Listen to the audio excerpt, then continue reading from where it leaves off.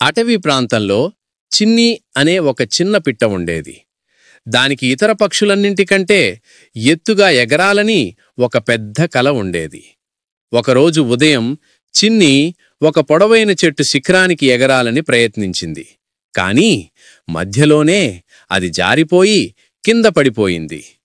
చుట్టూ ఉన్న పక్షులు నవ్వుతూ ఇలా అన్నాయి, "నీవల్ల కాదు, వదిలేయ్." చిన్నీకి బాధ వేసింది. కాని అది తనలోనే ఇలా అనుకుంది, పడిపోవడం అంతమేమీ కాదు, మళ్లీ లేవమనే సూచన. అది మళ్లీ రెక్కల్ని ఆడించింది.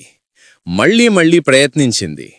ఒక్కసారి, 2 సార్లు, 10 సార్లు పడిపోయింది. కాని పడిపోయిన ప్రతిసారీ దాని రెక్కలు మరింత బలంగా మారాయి.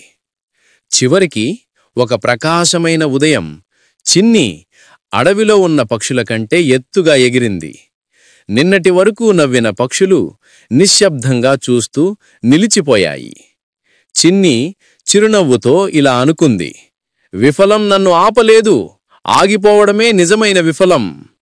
నీతి: పడిపోవడమనేది శిక్షణ, ప్రతి విఫలం ఇంధనం. మరొకసారి లేస్తే నువ్వే గెలుస్తావు.